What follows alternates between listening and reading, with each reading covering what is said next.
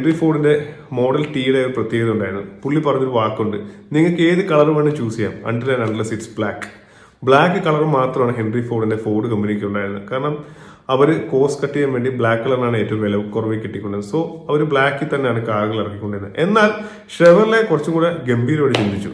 Chevrolet കാറുകളുടെ പ്രത്യേകത വെച്ചാൽ ഷെവർലെ കാറുകൾ നിങ്ങൾ ഇന്നൊരു നീല കാർ മേടിച്ചിട്ട് വേണം, ഇപ്പം നിങ്ങളിപ്പോൾ ഇന്ന് ഷെവർലെ ഷോറൂമിൽ അന്നത്തെ കാലത്ത് പോവുകയാണെങ്കിൽ അപ്പോൾ ഒരു മോഡൽ കാറിന് നീലയും അല്ലെങ്കിൽ യെല്ലോയോ അല്ലെ ബ്ലൂവോ അങ്ങനത്തെ ഒരു പഴയ കളർ 3 കളറേ കാണത്തുള്ളൂ കോമ്പിനേഷൻ. ഈ കളർ മേടിച്ചുകൊണ്ട് നിങ്ങൾ വരുന്നു, ഒരു വർഷം കഴിയുമ്പോഴത്തേക്ക് ഇവന്മാർ ഇതിനകത്തൊന്നും പെടാത്ത പുതിയൊരു കളർ കൊണ്ടുവരുന്നു, പിന്നെ അടുത്ത വർഷം വേറൊരു കളർ കൊണ്ടുവരുന്നു. എന്നാൽ കോസ്മെറ്റിക്കലി ആൻഡ് ഇന്റേണലി ആ കാർ സെയിം ആയിരിക്കാം, പക്ഷെ കളർ മാത്രം വ്യത്യാസപ്പെട്ടു പോകുന്നു.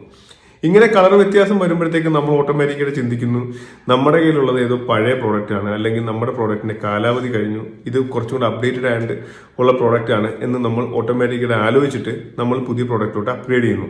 അതാണ് ഷെവർലെ മോട്ടോഴ്സ് കൊണ്ടുവന്ന പ്ലാന്റ് ഒബ്സൊലൻസ് അല്ലെങ്കിൽ വെഹിക്കിളിനകത്ത് പ്ലാന്റ് ഒബ്സൊലൻസിന് തുടക്കം.